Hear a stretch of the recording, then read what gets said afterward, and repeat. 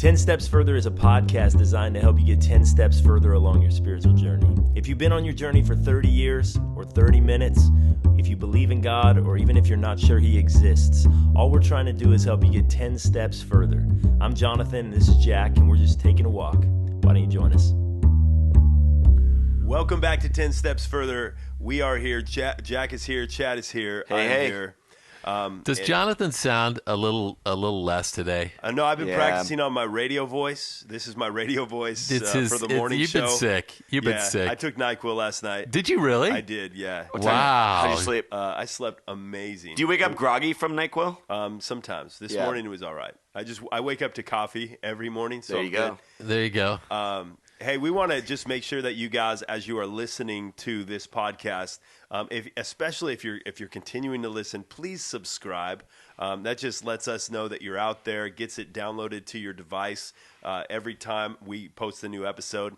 And for anybody who might not know when they're posted, every Tuesday there's a brand new episode of 10 Steps Further on iTunes or wherever you're getting your podcast from.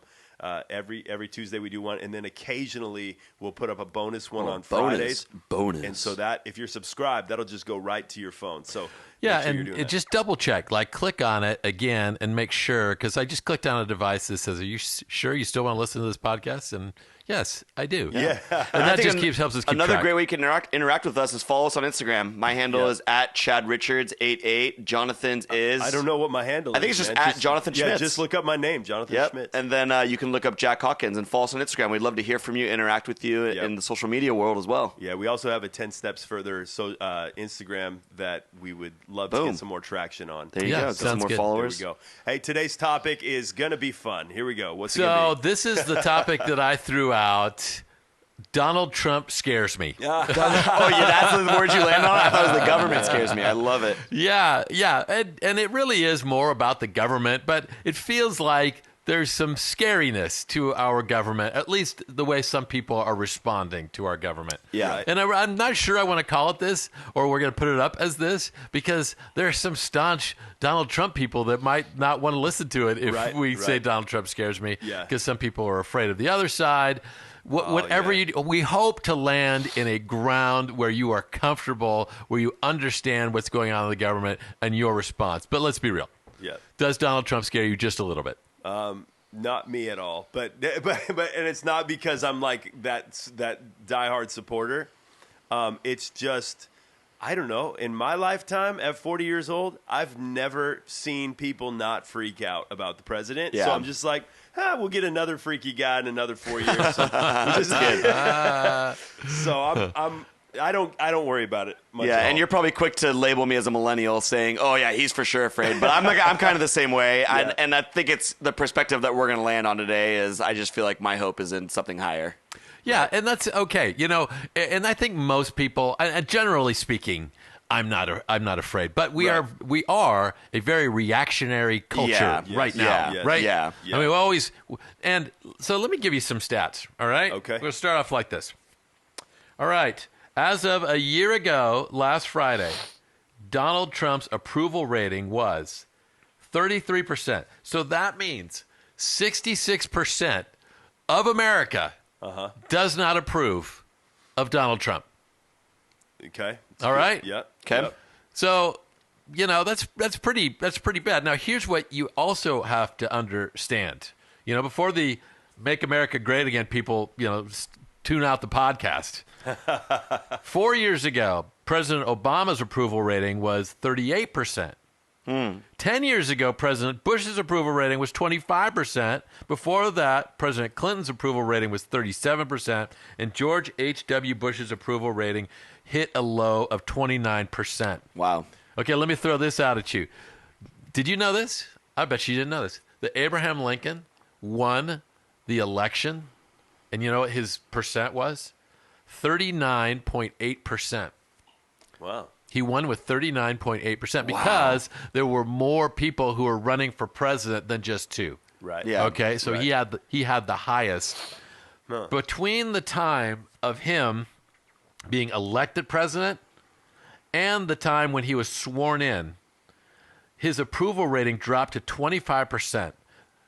about 1 million people out of the 4.7 million people who voted were for Abraham Lincoln, and the 3.7 million people were against Wow.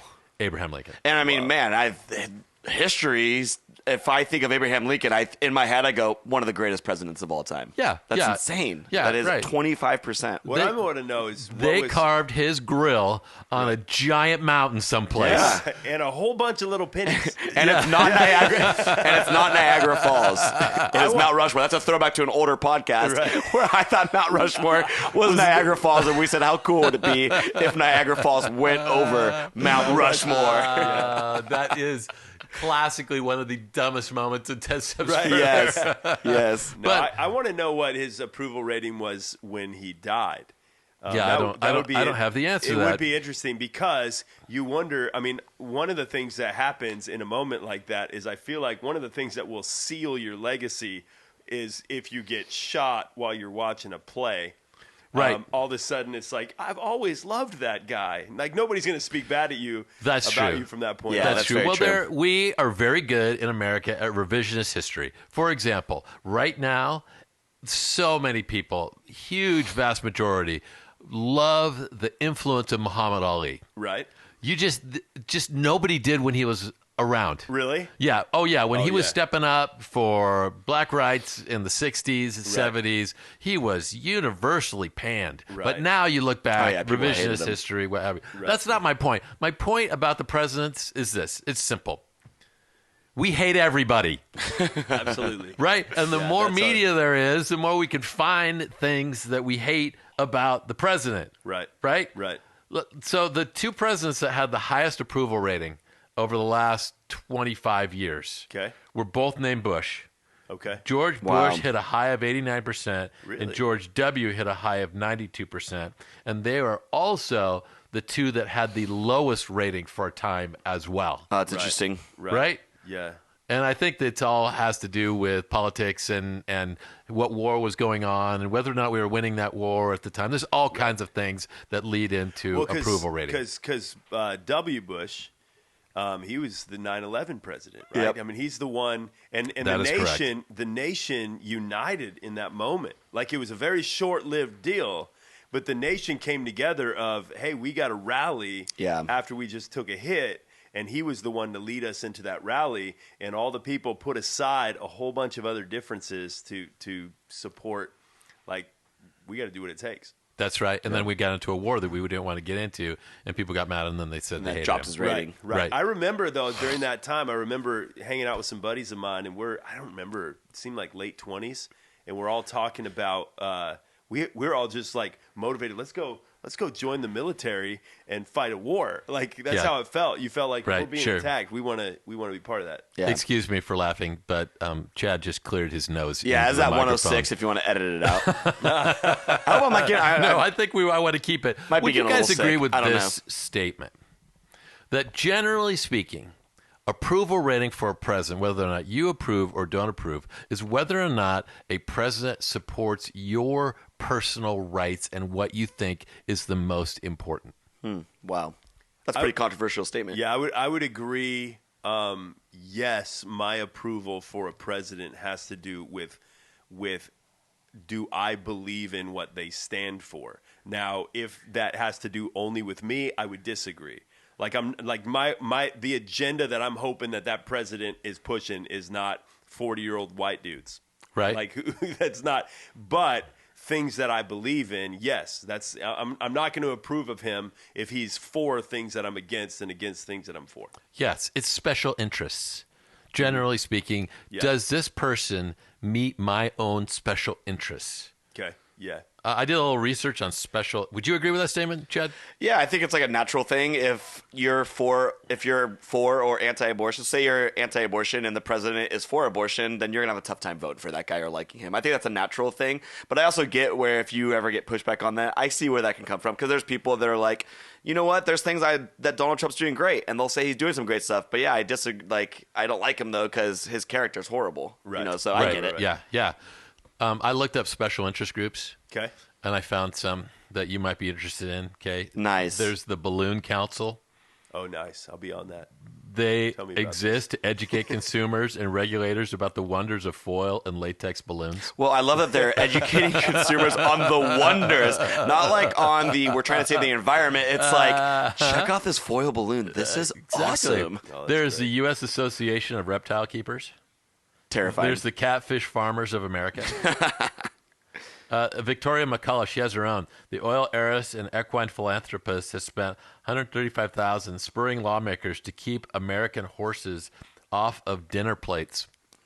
Wait, what? Eating horses. Yeah, She's who's trying to eating keep horses? people from eating horses. I feel like she's Here's doing one pretty- more. The California Dried Plum Board. Now, don't you mean prune? Yes, but in 2000, the then California Prune Board successfully lobbied the Food and Drug Administration to let it be more female-friendly. Yes, that's what they said. Dried plum. I'm not sure how that's more female-friendly. Look, Oh, classic. I think everybody can be polarizing, and it's all based on our own personal interests. And will this person in front of me that I'm voting for stand up for the things that are most important to me? Right. And you can actually see it's been documented in government that it swings back and forth. Okay. It swings to liberal, it swings to conservative. Right. It's too conservative too long, it'll swing back to liberal. It will go back and forth. Right. Now, you can see how in that environment, how unsteady and unstable we're going to feel as people, Right. right? Yeah. Because you just never know. It's going to go from one direction to the other direction. Right. Yeah. It feels like, though, that it's kind of balancing, right? I mean, it's like, I feel like when it goes kind of really far one direction, the people who are not okay with that rise up. And their voice, they go out to vote, and their voice becomes louder, and it pulls it back the other direction, and then the other group just kind of lets it happen, but then things start getting a little bit out of control, and then they bring it back. So in one sense, it's like, oh, man, the chaos of it, but on the other side, it's kind of like, yeah, but it's balancing it. You know, Right. It just keeps it back. It's balancing it, and if it was just going one direction every 4 years or whenever the next vote, next person comes in, and it was only going one direction, we would go it would be bad. We I go think off. We come off the rails. Yeah. Both Yeah. directions, whichever way it went, and if it kept going the same way, that's much scarier than this constant back and forth. Right. Yeah. Thanks for your addition to that, Chad. Yeah. Well, also, I'll say what I was thinking. I was thinking something there. I reserve myself from saying it. It's not a bad thing. I feel like for my generation, and maybe you guys feel this way too, and I hear it from a lot of people, and it's not just me that thinks this. The hard part I have right now is just like identifying with either party, because it feels like that the right is just so far right, and then the left is just so far left. Right. And so I think there's maybe a silent majority out there that's trying to find is there like a middle? So it doesn't seem there's really any bipartisanship. It seems like the parties are just so far deep into their sides that there's no middle ground at all. And so I'm waiting for a Would you leader say- that's maybe a little more middle ground. Would you say this true that for your generation, you don't want to sign up on a list? Yeah. You're not interested in signing, because here's the issue with partisan politics. It's dividing. Yeah. It's always Yeah. dividing. It's me against you. You're stancing. Yes, yes. And so if I vote for this, then I'm voting against that. Yeah. Right. Right? Yeah. I do think that there's a lot more. I think it boils down to much smaller amounts of things that we're actually voting on, though. I think I think a lot of the hot topics are really what are freaking people out. Whether it's homosexuality or gay marriage, or whether it's abortion, guns. I know that a lot of the other things, like I think that there is for most people, there's a scale of priorities, and that's truly like if you took those off the table, it would be an entirely different discussion. But some of these major topics of things like abortion, and what is believed on either side of that is quite a heavy topic.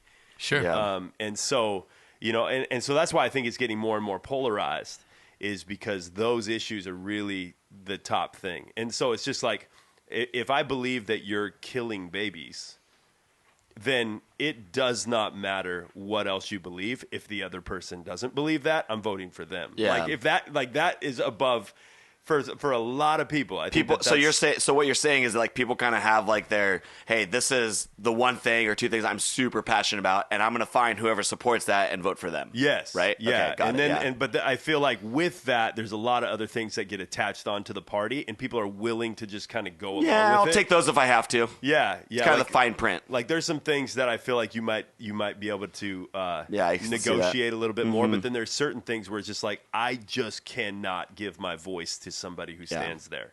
Yeah, I can see that. Right. So we don't get to the place where we're voting for the person that we absolutely totally believe in.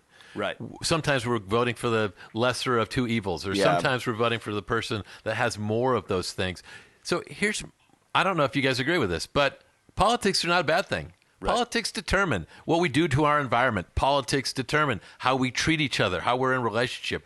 Politics determine how we care for poor people. It determines how we do business in the world. None of those are really bad things. Right. It's partisan politics, which means that I've got to be on this side and I'm pointing my finger down at the other side. Yeah. Right? Yeah, absolutely. So when my wife and I moved into our neighborhood, what became very obvious is that there were partisan politics and the war was being battled on bumper stickers because in the my church next door, parking lot. no, Yeah. not my church, just my neighborhood, my cul-de-sac, because the neighbors right next to me were Right. all in on Obama, and they had Obama stickers all over their cars. Right. And then the next ones were all about Republicans, and you can that's see so it on funny. the You had a bumper blue stickers. house and a red house. Right. That's hilarious. Right. And so for us, and for me as a pastor, I've had to be apolitical.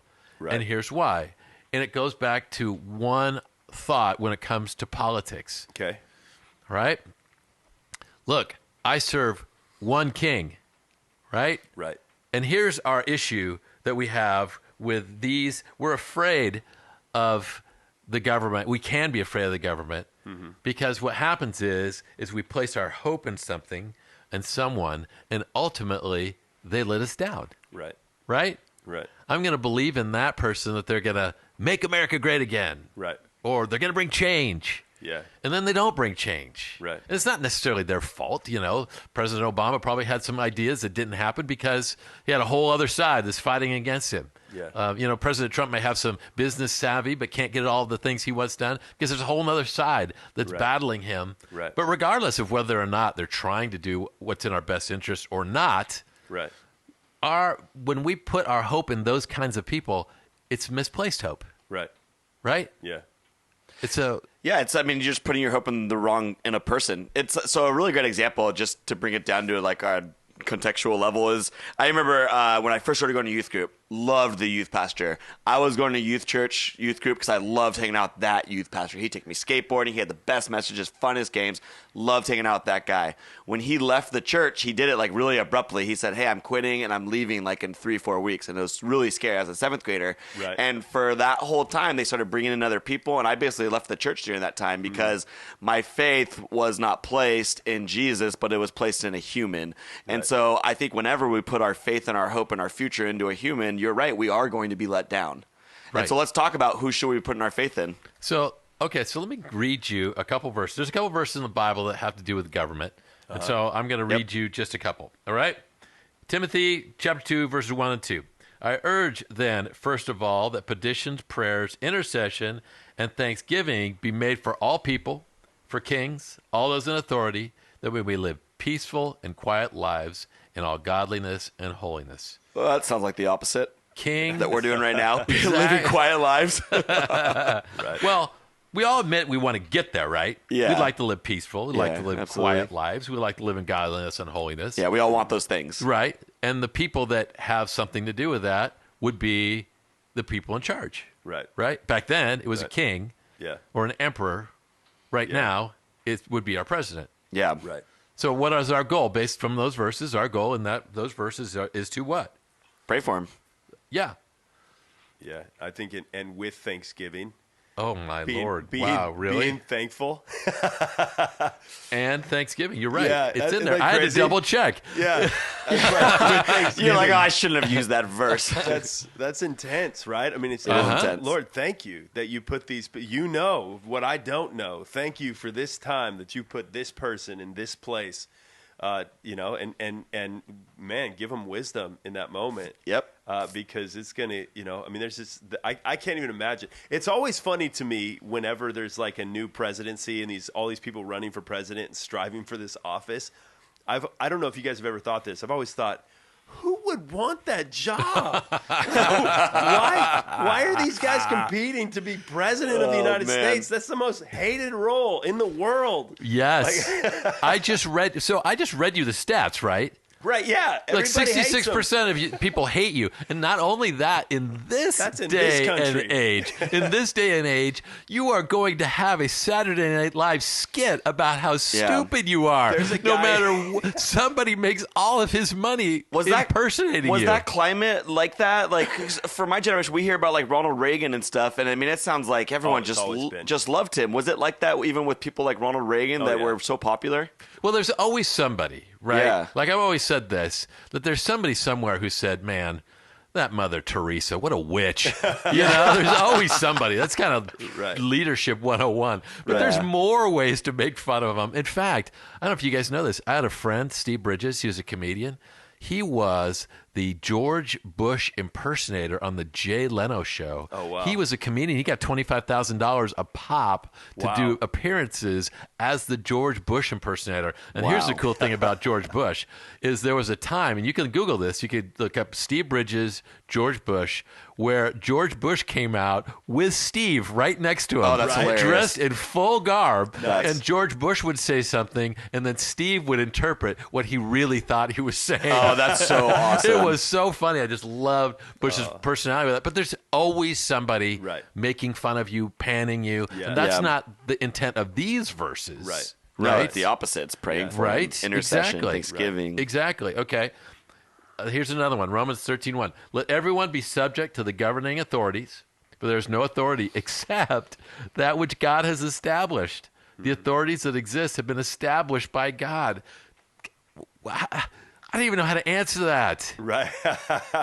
Well, and I mean, Somebody give me a good answer for what that means. And we think we've got it bad, right? I mean, we can look at it. I mean, I was thinking the same thing, man. All over the world. I mean, we can look at that. We're going to look at that in just a second, context so of you can that, hold. But you can look around the world right now. There's some leadership that is really, really terrible. I mean, we can look throughout history and just see some really bad people. Oh, dude, and look who this is written to. This is written. Wait, we'll get there. We'll get there. We'll get there. I'm holding you off on that because I got one more verse. We've got to get there. How do I read this?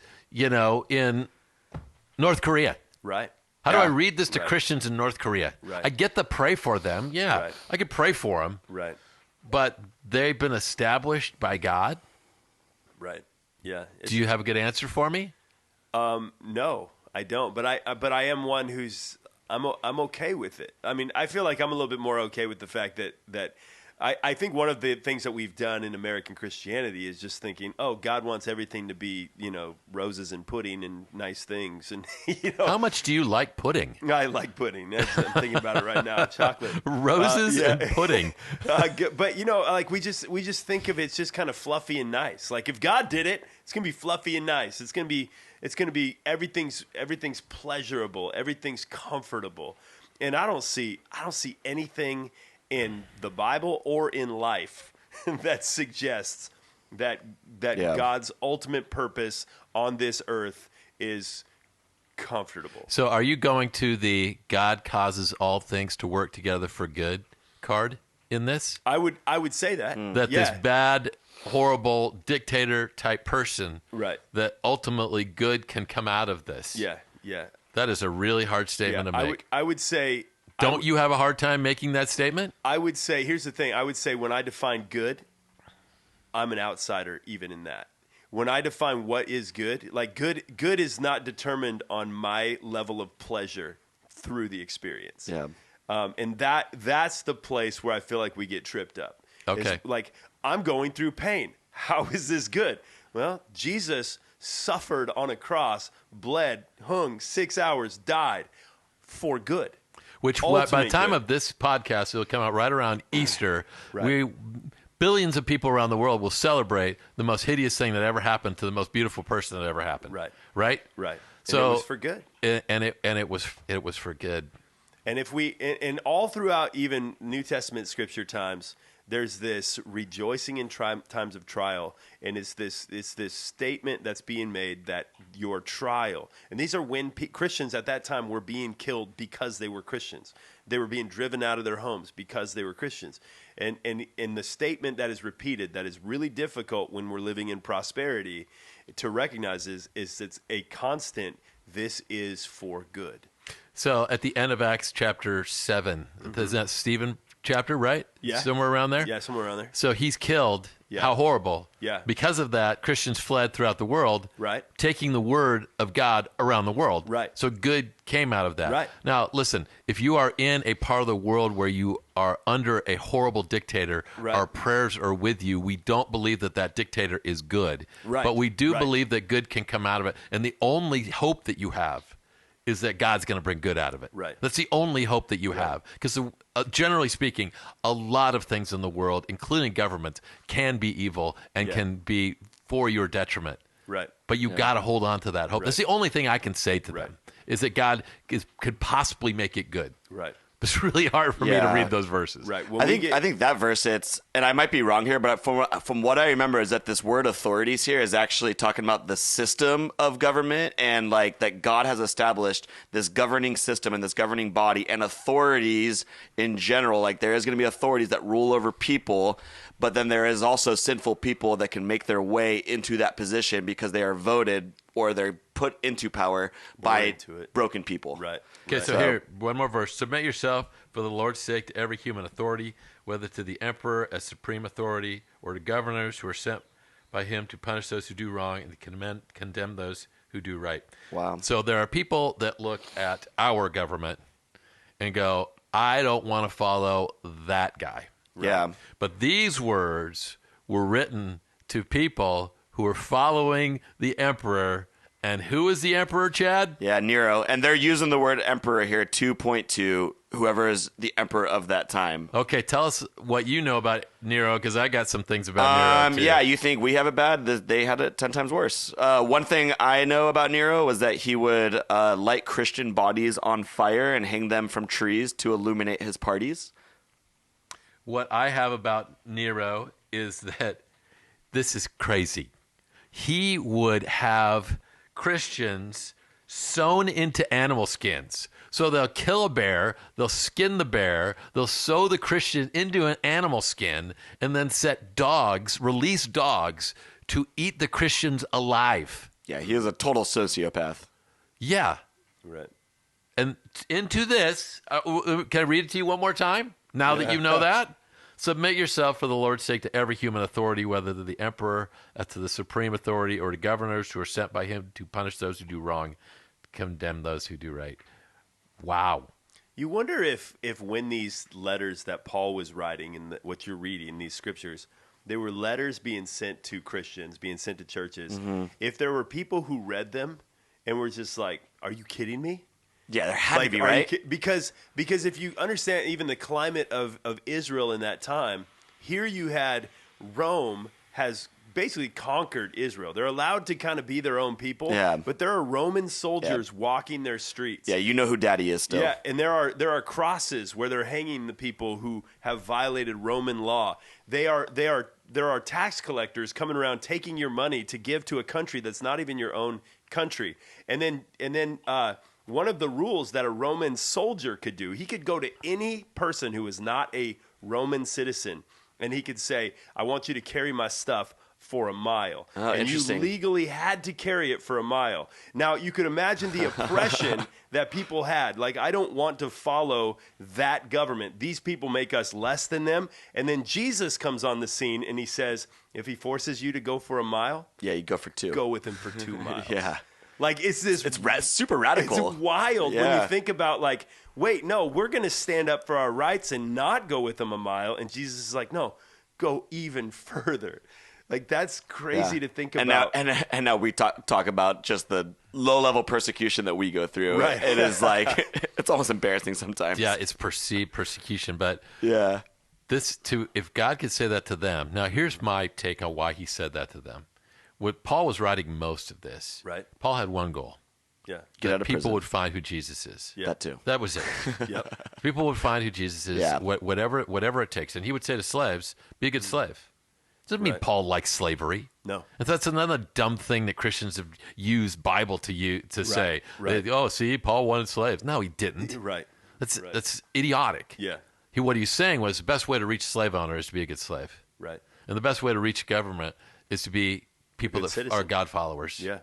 And for those people that are going to be beaten and abused and what have you, you're going to get it back. Right. You know, even if it costs you your life, Right. in eternity, your reward is going to be great. Right. Right? Yep. All right. So, do you think it's still true for us What? in our day to do what they're doing? It seems. Do you think Paul would say the same thing to us? Oh my gosh! I mean, he would look at our situation and he would laugh. Yeah. Really, you I know. consider yourself persecuted? Right. Man, Right. in what way? Yeah. Yeah. And I think these scriptures are so relevant for us still that yeah, you might be mad with some things going on, you might love things that are going on, you know, Right. depending on what your political atmosphere and environment is, but I think we can still, as followers, we can still get down on our knees and pray for our government, and we can pray for, even if you're not praying for Trump, you can pray for the system of government, and you can still have intercession for these things too. Right. Okay, let me ask you this: should we go down this direction? Probably not, but let's Probably do it. not, but I'm going to do it. So, all of the governmental systems and the direction we're going, and are we leaning more to, because we, generally speaking, we go back and forth between these two things. We're either more liberal in that we want to take care of those who are oppressed, we want to make it a better environment for those people that have less. Or we want to pour more into business, and we want to pour more into, and that tends to be Republican. And the Yeah, other yeah. tends to be Democrat, right? That's what it swings back and forth. And so I get that. Here's the crazy thing: 81% of people, of evangelical Christians, white Christians, voted for Trump. All right. So this is a very evangelical Christian thing. I had a buddy of mine who was he's a black pastor in New York, who made this statement. He says everybody thinks that Christians are all evangelical, or they're all Republican.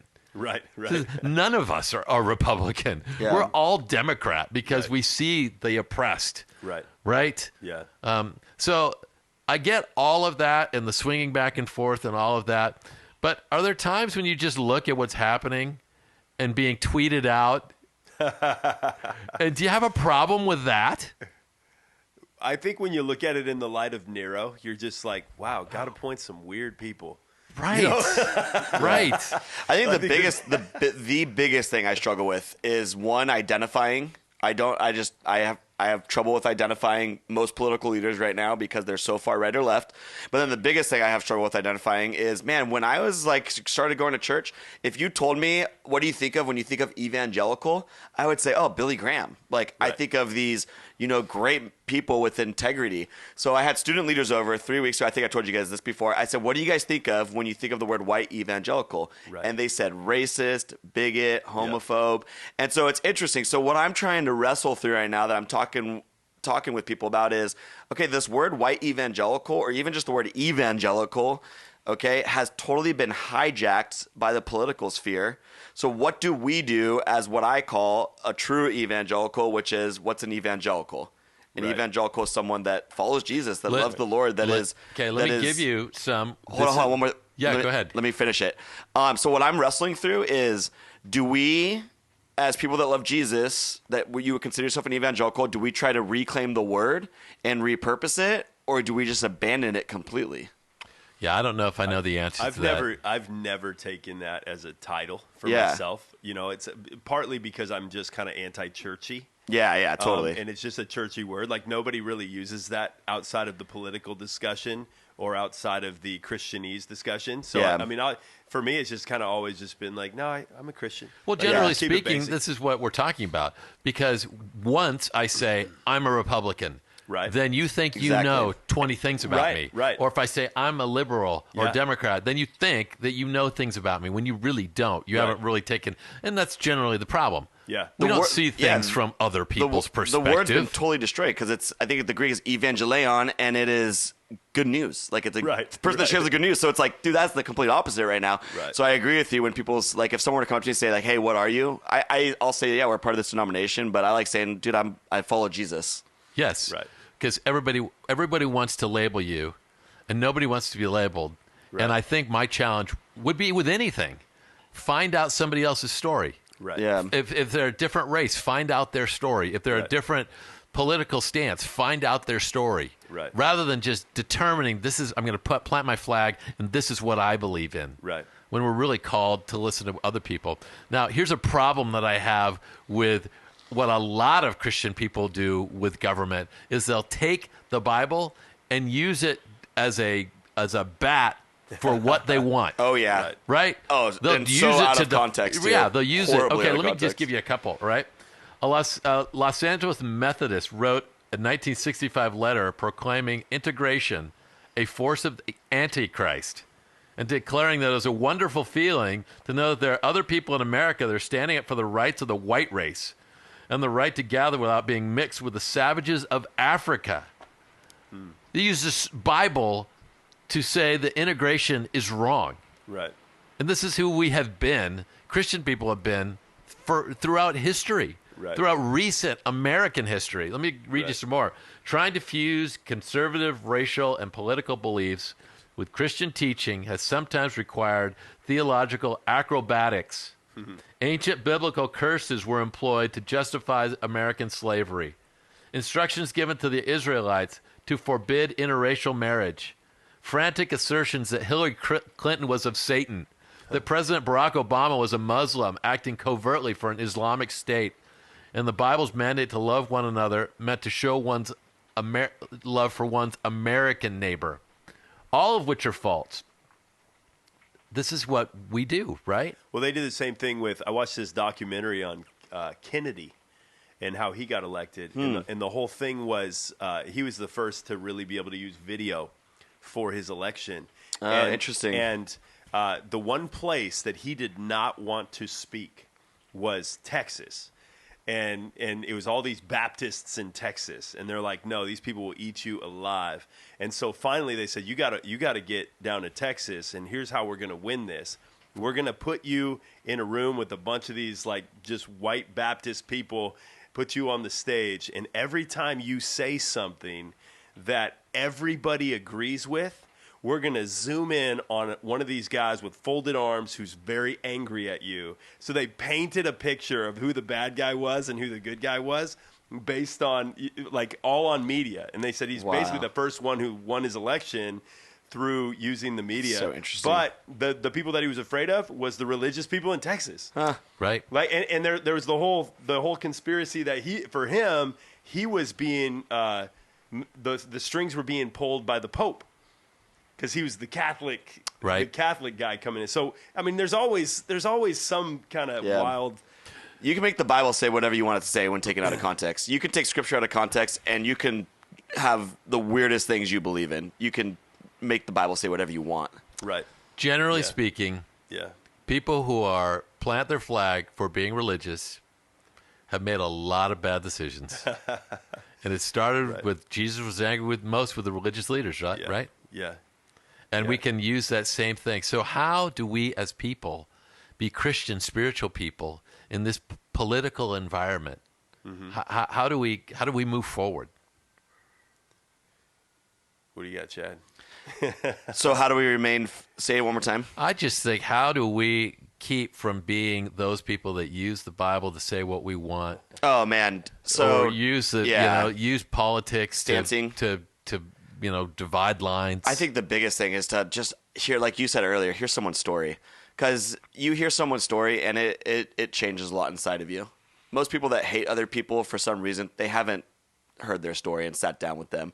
I think really trying to understand where the other side's coming from. Not just saying I hate Democrats, not saying I hate Republicans, but really trying to see, okay, why do they believe this? Why do they think this is wrong and right?